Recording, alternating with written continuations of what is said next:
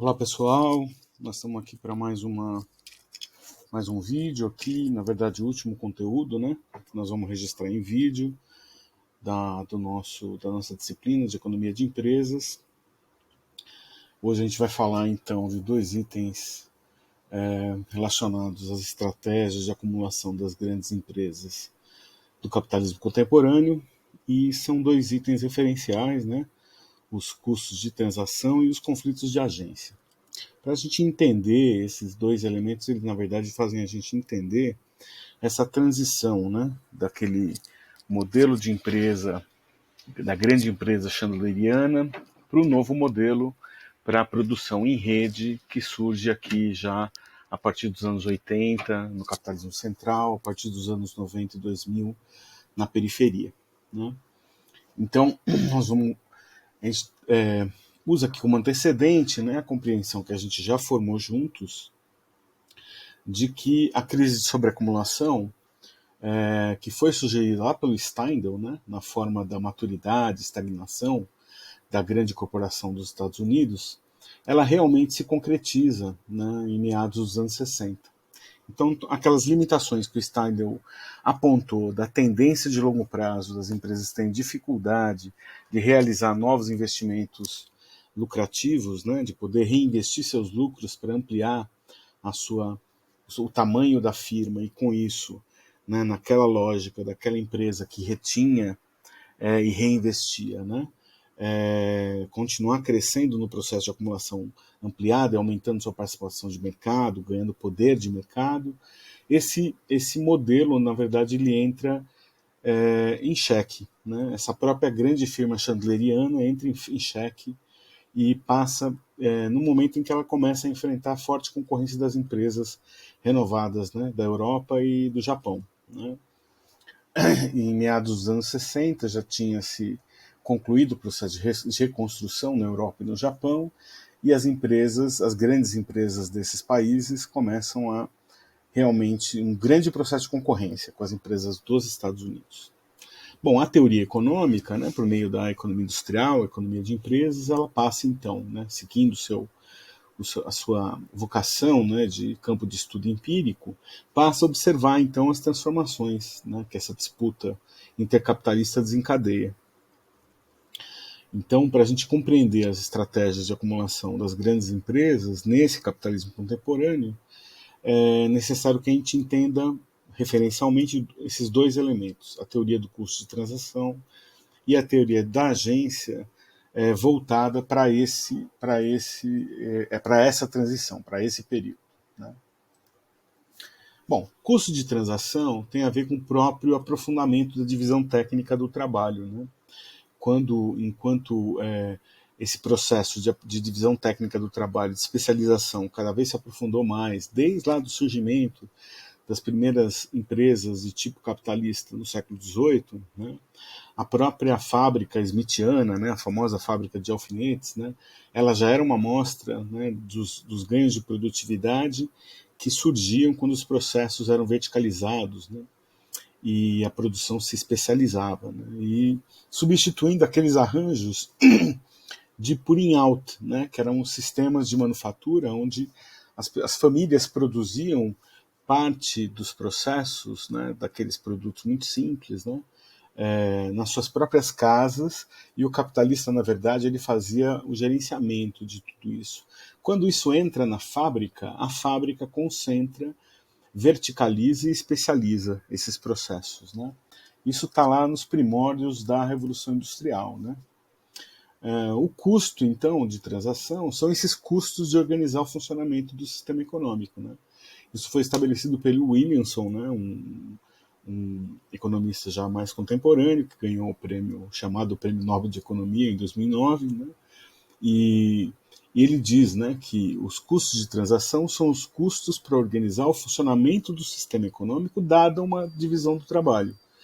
Né? Então, isso pode ser dentro da fábrica, dentro da unidade produtiva verticalizada, ou entre unidades produtivas. Você imaginar que durante a produção de um produto qualquer são realizadas diversas etapas, entre cada dessas etapas você transfere recursos produtivos ou ativos produtivos de um processo de trabalho para o outro. Você atravessa diferentes interfaces tecnológicas. Então você corta a matéria-prima, depois você prepara o material, depois você processa o material na máquina, depois você monta ou depois você pinta. Todas essas transferências, elas são então pontos onde podem surgir custos de transação. Em todas essas, a passagem de uma interface tecnológica, de um processo técnico para o outro, pode estar vinculado ao custo de transação. Por quê? Porque dentro do próprio processo, o que você tem é o custo de operação, o custo de produção, né? O custo de transação seria tanto dentro da fábrica como fora da fábrica, como negociar, como escolher fazer essas transferências. Porque essas transferências têm que ser feitas. O processo de produção ele demanda essas diversas etapas. A questão é escolher como fazer isso, né? Bom, como essas transações elas têm naturezas e características diferentes, elas resultam em custos diferentes. Então, essas transações, elas podem trazer dentro delas a oportunidade de ganho em manter os processos internos ou ganhos em buscar alternativas fora da firma para realizá-los, né? Que seria o que a gente acaba chamando de terceirização, né? Então são entendidos como determinantes, né? O que determina o custo de transação para que se faça essa escolha primeiro, a ideia da racionalidade limitada, combinada à complexidade e à incerteza. O que quer dizer isso? A gente vai ver logo a seguir. O segundo elemento é oportunismo e especificidade de ativos. Vamos ver então cada um desses elementos. Racionalidade limitada, né? E complexidade. Parte do princípio em que as informações elas não são todas sob controle dos agentes. Você, conforme você aumenta a complexidade dos processos em produções cada vez mais tecnológicas, isso é mais fácil de se perceber, né? Fica mais difícil, existem maiores riscos das relações de mercado materializarem essas incertezas como custos adicionais. Assim, se tem vários processos muito complicados, quando eu mando para fora para fazer um processo, o fato de eu não conhecer, de eu não dominar esse processo, e o fornecedor dominar, pode gerar aí uma oportunidade de ele me gerar um custo extraordinário, dele embutir um custo dessa falta de informação ou da incerteza sobre o meu conhecimento sobre a informação, né? Sobre essa racionalidade. A gente está falando aqui de assimetria e de simetria de informações. Se existir uma assimetria de informações, pode ter um risco você contratar o processo fora. Tá? Da mesma forma, você também pode ter riscos do processo ser feito dentro, riscos inerentes do próprio processo, da falta de experiência, de você não ser o maior especialista em fazer aquela tarefa, né? Muitas vezes a empresa terceirizada ela se aprofunda a sua especialização e consegue ter até maior escala, porque ela agrega a produção de diversos clientes, né?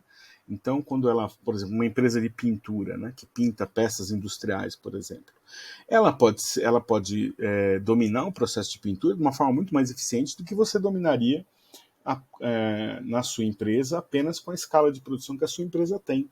E ele atende 10, 20 empresas do porte da sua, ele pode dar conta de contratar isso, de oferecer um melhor serviço. Mas é uma relação de incerteza. Existe um risco, né? Você contratar fora ou não contratar fora, as duas situações são situações arriscadas, né? E elas, na verdade, esse risco é que determina se você vai para um lado ou para outro. Oportunismo e especificidade de ativos, né, é que nas relações de mercado a incerteza ela se manifesta também sobre uma dúvida sobre a sinceridade dos agentes, né? Você, quando busca um fornecedor, ele pode, para pegar o pedido com você, te dar uma informação que não é totalmente fiel, né? Tanto da capacidade dele, ou com relação aos custos, principalmente aos custos dele, né? Então, é muito importante buscar superar essas dificuldades. É muito difícil saber de antemão, né, no ex ante, a sinceridade dos agentes, né? E isso pode criar problemas na execução, principalmente quando contratos têm que ser feitos repetidamente, quando os processos são contínuos, né? Bom, na origem dessas incertezas, obviamente, está a disputa pelo fluxo de lucros, né? Você tem um fornecedor que está entrando na sua cadeia de produção e ele quer capturar uma parte do lucro do seu produto, né? Ele quer, quanto maior for essa a possibilidade de ele aumentar o valor agregado da tarefa dele, melhor fica para ele, né? E essas disputas elas também deixam abertas possibilidades de dilemas morais, né? Então o fornecedor usa um material de baixa qualidade sem te avisar, ele usa um processo que não é tão seguro, ele usa um processo que não tem tanta durabilidade, você corre o risco desse moral hazard, né, que é chamado, né, que é a possibilidade desse fornecedor, vamos dizer, trapacear para melhorar a sua margem, prejudicando o resultado do seu produto, né.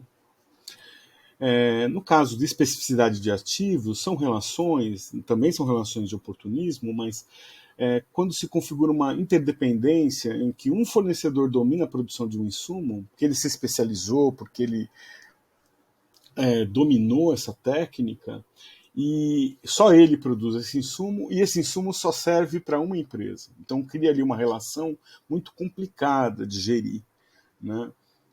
Então veja, quando a gente descreve custos de transação, a gente descreve as dificuldades. As dificuldades é que determinam se o retorno vale a pena ou não, né, quando se trata de custos de transação. Tá? Então, e a reconfiguração da estrutura das grandes empresas, né, a gente começou falando dessa grande crise da empresa americana, que precisou se reestruturar, ela demandou uma abordagem muito ativa na avaliação desses custos de transação, né? Esses relacionamentos eles se dão por meio de contratos, existem contratos mais formais, contratos menos formais. A própria relação de colocar um pedido num fornecedor é um contrato, né? É um contrato comercial que mesmo não estando formalizado, mesmo não estando celebrado numa forma jurídica contratual, ele tem uma figura de segurança jurídica, né? Então você precisa utilizar de diferentes tipos de contrato para diferentes configurações dos custos de transação. Então, muitas vezes você precisa de um contrato que especifique hoje um determinado desempenho do futuro, né? Você precisa contratar agora que o camarada consiga um ganho de produtividade no futuro. Os contratos podem especificar um desempenho no futuro condicionado a determinadas ocorrências, né? Que são aqueles contratos que têm cláusulas condicionais. Por exemplo, olha, você vai baixar o preço se eu acabar lá na frente confirmando um volume maior de produção para você. Ou você vai diminuir o preço se eu afrouxar os requisitos de qualidade, por exemplo. Então você tenta ali estabelecer formas de prever as condições de variação do seu fluxo de produção, né? Contratos de curta duração, aqueles que se dão ali realmente nos mercados, né, basicamente. Os contratos estabelecidos com o direito de selecionar no futuro uma performance específica, né, estipulando uma relação ali de autoridade entre as empresas, é quando o fornecedor ele realmente assume o comando, né, ele coloca o seu fornecedor numa condição subordinada a ele. Esses todos são exemplos, né, de tipos de contrato que se ajustam a essas necessidades impostas pelos custos de transação. Da mesma forma, são necessárias estruturas diferentes de governança dessa relação entre fornecedor e cliente, né, entre contratante e contratado, né?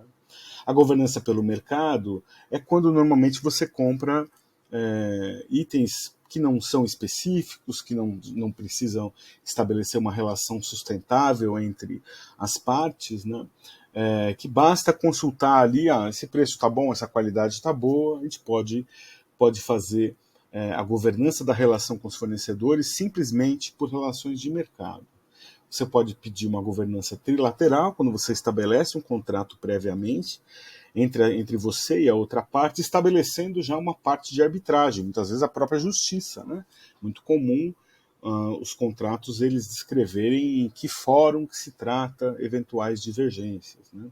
Ou você pode escolher até uma outra empresa para arbitrar as diferenças, né? É comum, muitas vezes, fornecedores é, estabelecerem o cliente final como um árbitro para eventuais disputas, né?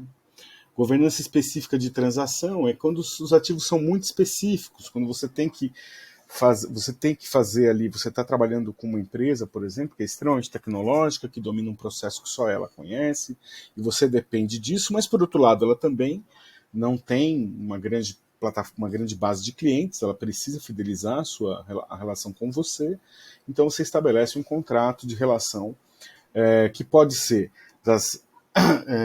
um contrato que regule detalhadamente a relação, cada um mantendo a sua autonomia, ou você pode decidir se fundir com essa empresa, você fazer um contrato ali, ou talvez criando uma outra empresa, uma joint venture, para gerir especificamente a governança dessa transação, já que os interesses são muito específicos e são mútuos, né?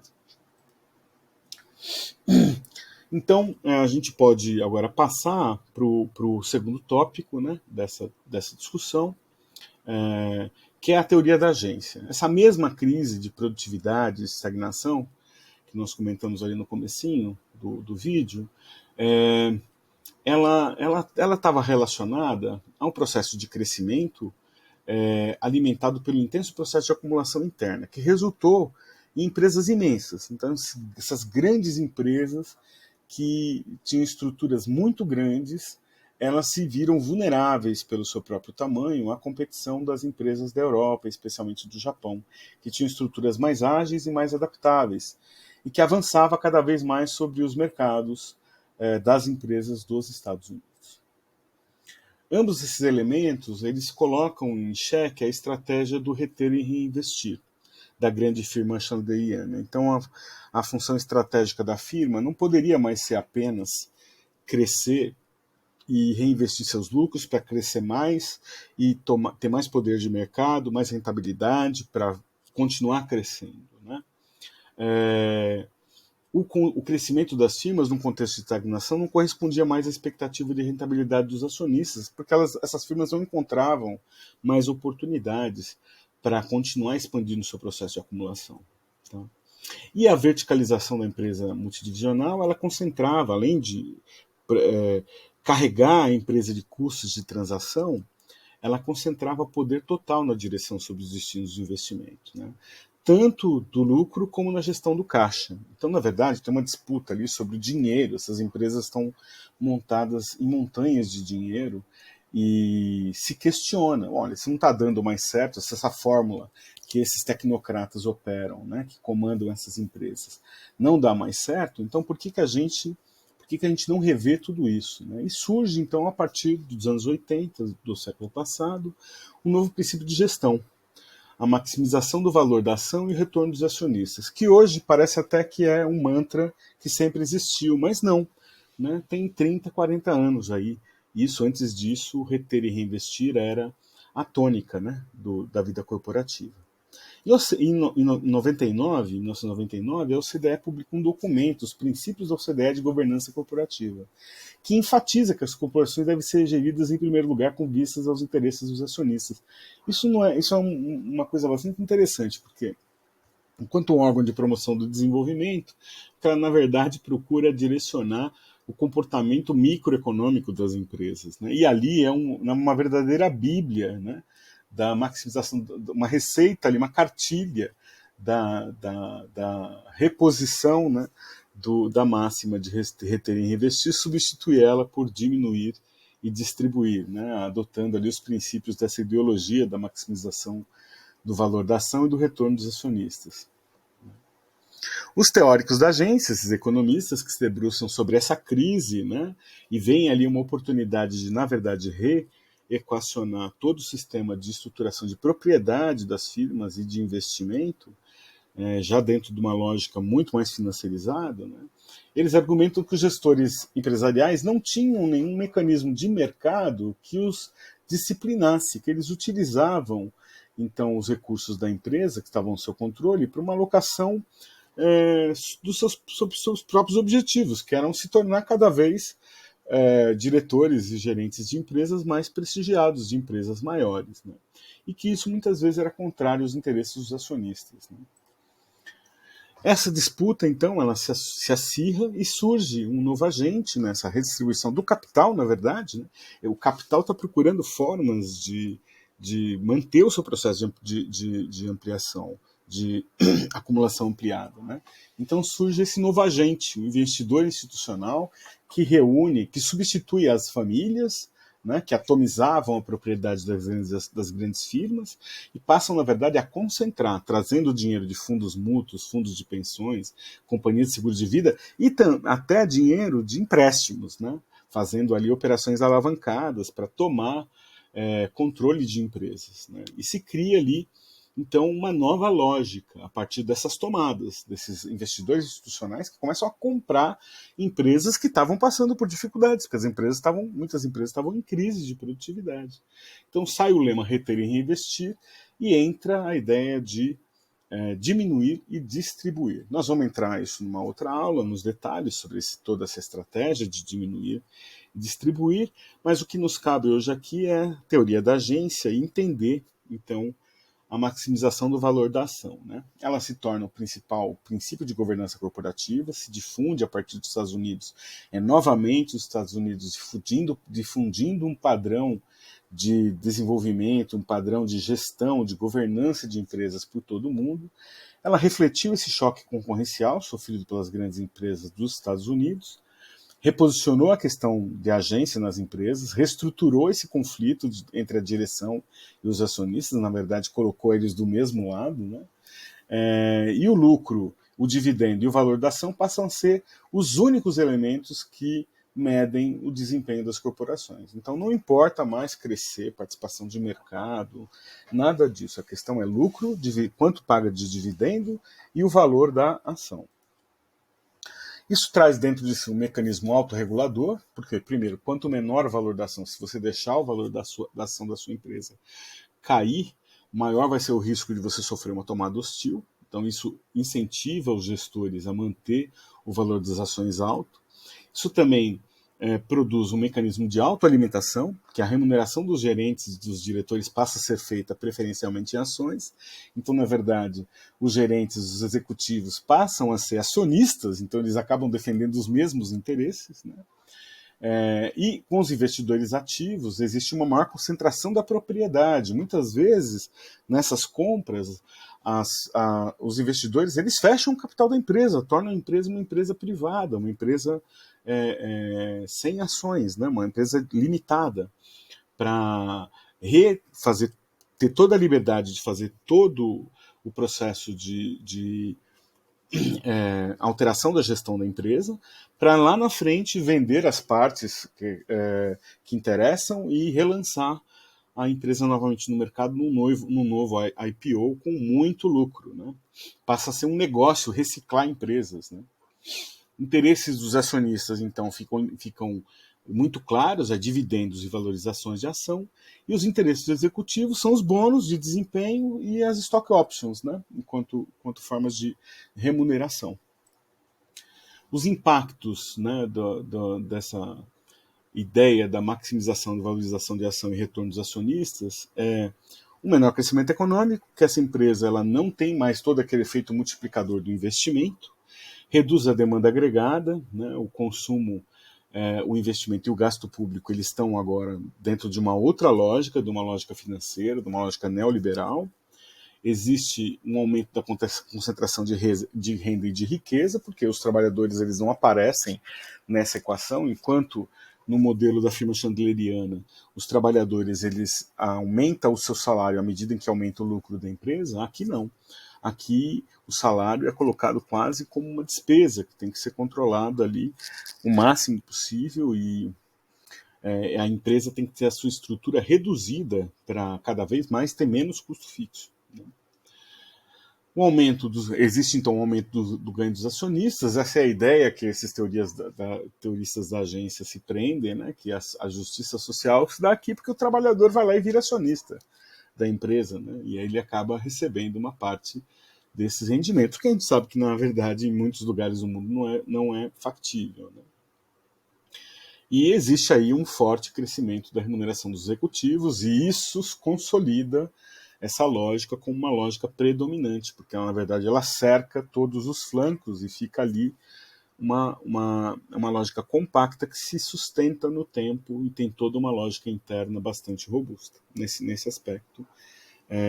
Essa intervenção desses teóricos da agência, ela produziu um efeito empírico muito efetivo. Aqui é um dos poucos casos, acho que uma expressão da valorização das ações, onde a teoria realmente teve um papel muito importante, né? Existiam escritos a respeito disso desde o final dos anos 40, questionando essa questão das empresas terem tanto, dos diretores, gerentes terem tanto acesso ao caixa da empresa e decidirem o investimento, né? E aí, no momento onde uma crise mais aguda aparece, se revisitam esses textos, se produzem novos textos, principalmente do Jensen, o autor principal aí nessa teoria da agência, e se cria uma nova condição que muda tudo, que muda totalmente a lógica de acumulação das empresas e, na verdade, faz que aconteça um ressurgimento da grande corporação americana, mas agora essa grande corporação financeirizada, né? Bom, as referências bibliográficas são várias aqui para essa aula, vocês vão ter acesso a ela lá pelo Canva, eu vou colocar todos os artigos que eu tenho disponíveis e os próprios slides dessa aula, tá bom?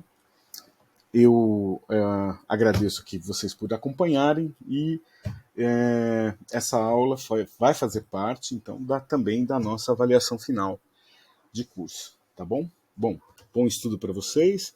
A gente tem marcado um encontro no dia 23, quinta-feira, às 18 horas, na sala H2 sala 902 do prédio H2, né? Onde a gente pode se encontrar presencialmente para conversar e tirar dúvidas de vocês a respeito desse conteúdo. Eu espero vocês lá. Um grande abraço.